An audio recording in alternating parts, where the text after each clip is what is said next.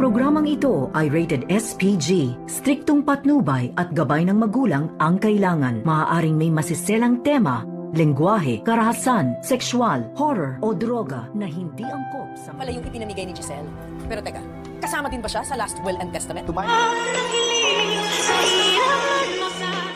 Pilit nga na pinapasama ni Moira ang kanyang anak na si Zoe upang magtungo dito nga sa abogado na inihanda nga noon ni Don Pepe upang malaman nila ang tungkol sa kayamanan kung sino nga ang pamamanahan nito. At ang sagot naman dito ni Zoe sa kanyang ina na hindi daw mahalaga sa kanya ang kayamanan ng kanyang lolo Pepe at hindi pa nga daw handa itong si Zoe na harapin muli itong si Giselle at RJ at itong si Annalyn dahil mas nanaig pa rin kay Zoe ang konsensya sa kanyang ginawa sa kanyang lolo Pepe at lalo na ngayon na makakaharap na rin nila itong anak ni Giselle na ipinamigay noon. At dito na nga nagkasalpukan itong si Justin at itong si Moira. Agad na tinarayan ni Moira itong si Justin na nakaharap niya ito na ito pala daw ang anak ni Giselle na kanyang ipinamigay. At dito naman hindi nagpapatalo itong si Justin sa malditang Moira at sinagot niya ito na wala siyang pakialam sa mga sasabihin dito ni Moira. At dagdag pa ni Moira na kasama ba daw itong anak ni Giselle na magmamana sa last will and testament dito ni Don Pepe.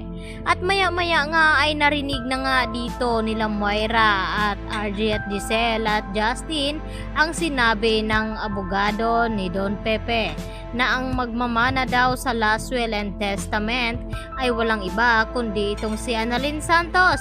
At nagulat itong si Moira at sinabi dito sa attorney na bakit pinamanahan daw ni Don Pepe itong si Annalyn na anak daw ito sa labas. At hindi nga makatiis itong si Justin na sagutin itong si Moira na alam niya ang dahilan na kung bakit hindi binigyan ng mana ang kanyang anak na si Zoe dahil hindi pala nila ito kadugo. At nagulat ang lahat dahil sa sinabi dito ni Justin na kung bakit marami daw itong alam dahil yun pala ay bago madukot o maaksidente itong si Don Pepe ay nagkausap pala ito si Justin at itong si Don Pepe at sinabi lahat-lahat dito pagkatapos na kumpirma itong DNA results dito ni Zoe at Annalyn na hindi pala positive itong si Zoe bilang tanyag. At dahil dito hindi nakabilang itong si Zoe sa last will and testament dito ni Don Pepe at lalong mas nagulat itong si Moira na walang makukuha kahit isang kusing itong kanyang anak na si Zoe dahil ang ipinamana ni Don Pepe dito naman kay Justin ay walang iba kundi itong Apex Hospital, kaya naman ay siya ang hihirangin na magiging co-owner ng Apex at ipakilala na nga ito ni Giselle at RJ sa buong ospital itong si Justin.